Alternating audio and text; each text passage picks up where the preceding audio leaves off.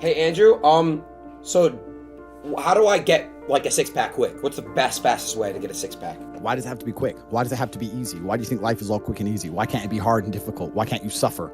Because suffering is what gives it value. If everyone had a six pack and it was quick and easy, then it wouldn't be valuable, would it? If everyone walked around with a six pack and they got it easily, then no one would give a shit. The whole point is that it's difficult to get. Value is linked to difficulty. If you want something that is valuable, you need something which is difficult to obtain. You shouldn't be thinking about quick and easy. You should be thinking about hard, suffering, pain, going through it.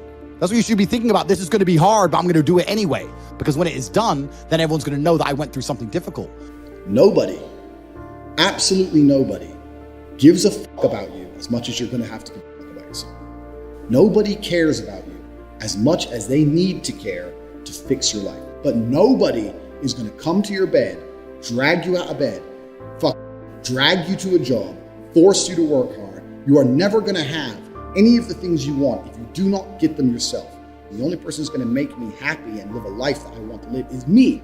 Nobody's going to do it for me. People say, Tate, what motivates you? And I find that I think that's a stupid question. I was a 4-time kickboxing world champion. For 12 years, I trained 5 hours a day, 6 days a week. And I was motivated to train probably about 25% of the time. The rest of the time I went because I am disciplined. If I wake up and I'm unhappy, I will do the exact same things as if I am happy. I will go to the gym the same. I will work the same. How I feel has no impact on how I live my life. We're grown-ups and we have responsibilities and we have problems and we have pressure, and you don't necessarily have to be happy to perform, and happiness will come at the end of the performance anyway. But if your number one goal as a man, if your number one mission in life is just to be happy, that's going to be an extremely vaporous existence, and you're not going to be a man of substance. Your ability to deal with stress, the amount of stress you can deal with as an individual, is directly correlated to your success level. If you can deal with stress all day, you're going to be successful. If you collapse under stress, you're not going to be successful. There's no way to the top without stress involved. But there is a massive correlation between success in life and stress tolerance. The more stress you can tolerate, the better your life's going to be. One of the only things in this world you can control is your state of mind. You can't control the weather. You can't control other people. You can't even control your health. One of the very few things in the world you have genuine control over is your state of mind. If you can't control that, then you're just a feather in the wind, and life's going to blow you around. I can't imagine truly wanting to quit something and not being able to quit. I can't imagine it. When I talk to people who say, I want to quit smoking, I say, when? They go, oh, well, soon. Well, that means you don't want to quit. You want to keep smoking for a while and quit later. I can't imagine a mind frame or a mindset where I want to do something and can't do it. It's almost difficult for me to answer that question, because if you have that kind of mind, if your mind is so fundamentally broken that you cannot do with your own mind what you want to do, then you're just, right? Life is hierarchical. There's always going to be kings and there's always going to be peasants. If you have a mind that you can't control, then you're never going to be a king. You're going to be a peasant. That's your life. You have a peasant's life ahead of you, and that's your destiny. Enjoy. Right? There's always been peasants. That's life. But I believe that the most important thing you can do as a man is to gain control of your mind. Once you have control of your mind, life is so ridiculously easy. People say to me, Tate, you're in good shape. All you do is drink vodka and travel the world. You're never even home. You never even have a gym. How do you do it? It's ridiculously easy if you control your mind. If I decide to do 1,000 push-ups, I'll do them. Maybe I have to do them one at a time. Maybe I'll get tired. Maybe I need a break. I'm going to do 1,000 because I said I'm going to do 1,000. Everyone knows what they're supposed to do. You either control your mind or you don't. And all of these things stem from the same problem. It's something you can do. It's something that is learned. It's something that is taught. Depression is the ultimate motivation. If you're unhappy with your life and you're depressed, I don't expect you to be popping pills and sitting laying in bed. I expect you to give me a huge list of everything you're achieving per day. Depression's a fantastic motivation, but people are told the opposite. No, a lot of people's problems are all in their mind. And I'm not saying that mental conditions aren't real, because absolutely some are. But I try and explain to people, look, the only thing on the planet you have genuine control over is your state of mind. You can't control the weather. You can't control anything. The only thing you can affect in genuine real time is how you feel in your head. How you view the world absolutely and utterly shapes how you react to the world, how you act in the world, how people view you. It's all down to how you view things. You have to believe you're the fucking man, and you have to believe you can achieve anything. I'm not saying you can achieve anything easily. I'm not saying it's not going to take a whole bunch of work. I'm not saying it's going to happen quickly. But you have to believe you can achieve anything. When I tell people that you are the sum of the 5 people you spend the most time with, everyone agrees. They go, yeah, that's probably true. And then they continue to hang around with people who they don't want to be. Why?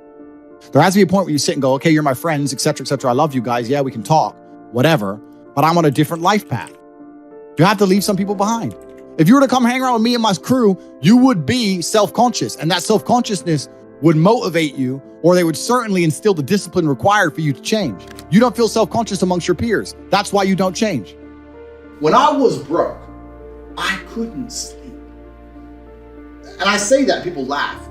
I'm not joking. When I wanted money, like fucking I needed air. People say to me, I want to be rich. And I say, okay, well, I want to be able to ice skate, but I don't want to be able to ice skate enough to go learn how to ice skate because I can't be bothered. I mean, surely if I could click my fingers and be a figure skater, I'd click my fingers. Who wouldn't? But I don't want to actually go train because I don't want it enough. And this is the exact point with money. Everyone wants money put on their lap. If you truly wanted money, you wouldn't be able to sleep until you fucking had it. And this is the point. Because when I had nothing, I couldn't be distracted. You couldn't distract me from what I wanted. Life when you're young is a completely different experience to life when you're old. When you're older, your life quality seriously decreases, massively. So you have about 10 to 15, maybe 20 years to find a way to get rich and enjoy being rich. And you got to put it all together and you got to do it quick.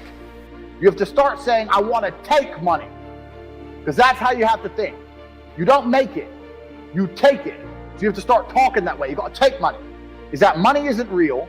Money is like water. Money never stays still.